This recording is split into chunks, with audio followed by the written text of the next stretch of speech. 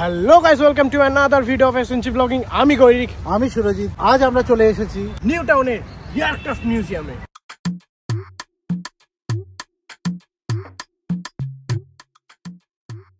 Ticket কাটা হয়ে গেছে, 30 রুপিস করে পার হেড পড়েছে, 30, 60। এখন আমরা ভেতরে যাবো এবং ভেতরে গিয়ে দেখবো কি কি আছে, তোমাদেরও দেখাবো। চলো।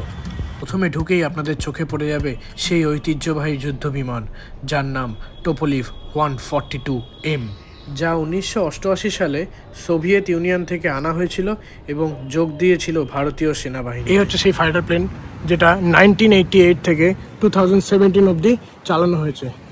এই হচ্ছে ভাই, কি বড় বড় চাকা হয় প্লেনের সামনে। এই হচ্ছে এটা এন্ট্রি পথ। কি বড় চাকা ভাই, আমার থেকেও লম্বা হতে পারে। এই যুদ্ধ বিমানের ফ্লাই টাইম ছিল 16 ঘন্টা এবং এর সর্বোচ্চ গতিবেগ ছিল 925 কিলোমিটার পার আওয়ার। এই বিমানটির প্রধান কাজ ছিল শত্রুদের সাবমেরিনের ওপরে লক্ষ্য রাখা এবং তাদের ধ্বংস করা।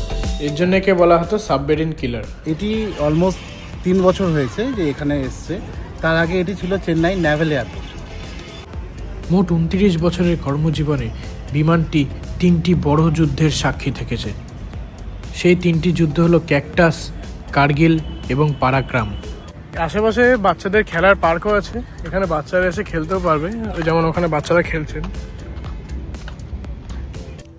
বয়সের ভারে কিংবা প্রযুক্তির অগ্রগতির কারণেই হোক, বিমানটি অবসর নিয়েছিল 2017 সালে।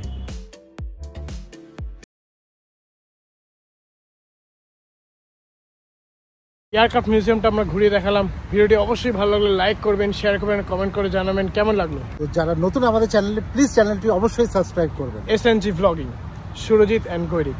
তো দেখা হচ্ছে আবার একটি নতুন ভিডিওতে নতুন কোনো গল্প নিয়ে। ততক্ষণ সবাই খুব ভালো থাকুন, সুস্থ থাকুন। জয় হিন্দ।